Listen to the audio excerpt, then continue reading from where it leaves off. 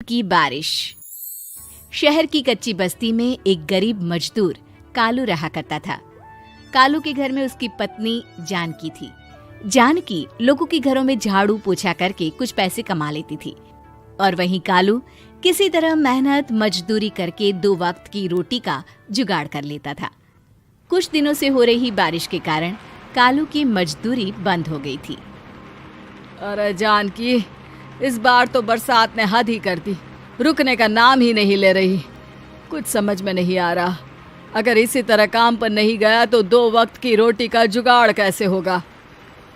अरे तुम चिंता क्यों करते हो, बारिश का क्या है, 1 आध दिन में रुक जाएगी और उसके बाद में फिर से काम शुरू हो जाएगा।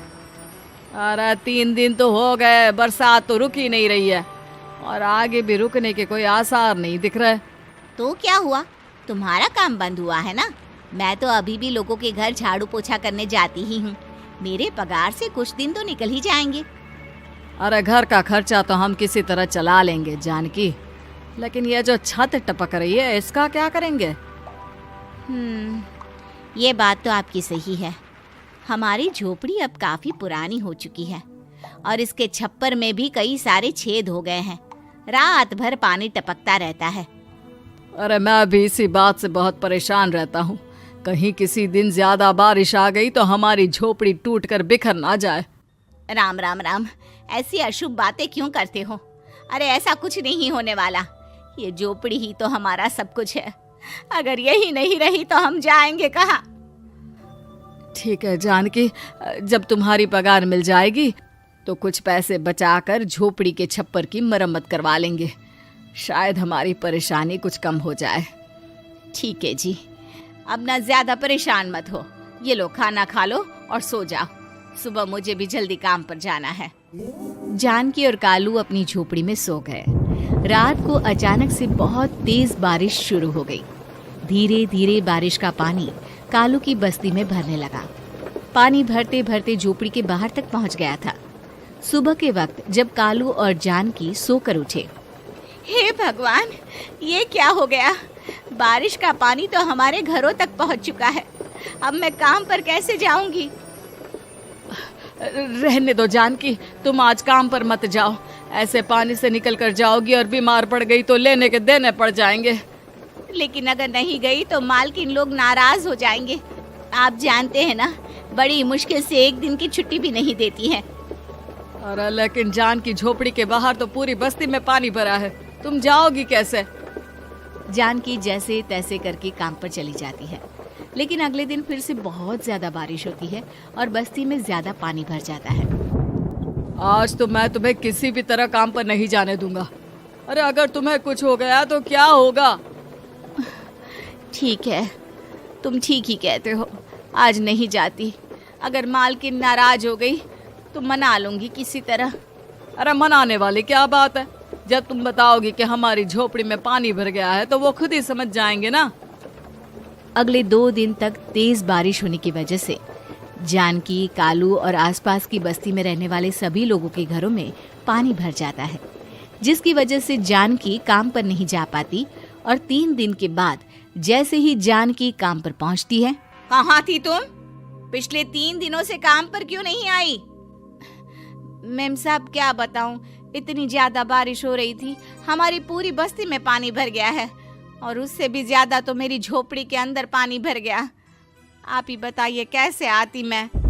इसका मतलब ये हुआ कि बारिश होगी तो तुम काम पर नहीं आओगी? ना ना, मेरे कहने का ये मतलब नहीं था मेम साहब।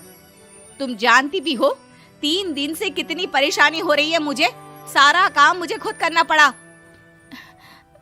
माफ कर दीजिए मालकिन जी, पर मैं क्या करती, आने के लिए रास्ता ही नहीं था, सब जगह पानी भरा हुआ था। बहाने तो तुझे बहुत बनाने आते हैं। जानकी देख, अगर अगली बार ऐसा किया ना तो फिर काम से हमेशा के लिए छुट्टी। अरे ना ना मालकिन, ऐसा मत कीजिए। बारिश की वजह से मेरे पति की मजदूरी भी छूट गई है। बड़ी मुश्किल से घर में 2 वक्त खाने की रोटी का जुगाड़ हो पाता है। आप मुझे काम से निकाल देंगे तो हम क्या खाएंगे? अगर इतनी ही चिंता है तो फिर रोजाना काम पर आया करो। चलो अब जल्दी से जाकर घर का सारा काम करो। बारिश रुकने का नाम ही नहीं ले रही थी। पूरे शहर में बाढ़ जैसे हालात बन गए थे, लेकिन नौकरी जाने के डर से जानकी किसी तरह रोज काम पर जाती थी। एक दिन जब जानकी काम करके अपने घर लौट आई तो अचानक उसकी बस्ती में कुछ लोगों का शोर सुनाई दिया। अरे लगता है बाहर कुछ हुआ है, मैं जाकर देखता हूँ। हाँ, पता तो कीजिए, ये बस्ती में लोग इतना शोर क्यों कर रहे हैं? बाहर जाकर कालू ने एक आदमी से पूछा। अरे क्या हुआ भाई, इतना शोर क्यों मचा रहा है? अरे क्या बताए भैया, अपनी बस्ती के बाहर एक पुल टूट गया है और वहाँ पर एक कार फंसी है। थोड़ी देर में अगर किसी ने नहीं बचाया ना तो वो कार पानी में बह जाएगी। ये क्या कह रहे हो भैया, कार के अंदर कोई है क्या?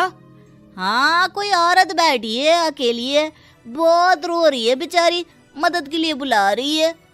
अरे तो हमें जाकर उनकी मदद करनी चाहिए ना। अरे लेकिन इसमें बहुत खतरा है, हमें अपने आप को बचाना चाहिए, पानी कभी भी हमारी बस्ती की तरफ आ सकता है। अरे तुम्हें नहीं चलना तो मत चलो, लेकिन मैं तो जाकर उस औरत की मदद जरूर करूंगा। कालू उस जगह पर पहुंचता है जहां वो औरत कार में फंसी हुई थी। वहां पर पानी का बहाव बहुत तेज था और सारा पानी कालू की बस्ती की तरफ ही आ रहा था। कालू ने एक बड़ी सी रस्सी को पेड़ से बांध दिया और दूसरे सिरे को कार की तरफ फेंक दिया और उस औरत को रस्सी के सहारे बाहर आने के लिए कहा। तभी वहां जानकी भी दौड़ती हुई आई। अरे ये तो मेरी मालकिन है, जिनके यहाँ मैं काम करने जाती हूँ।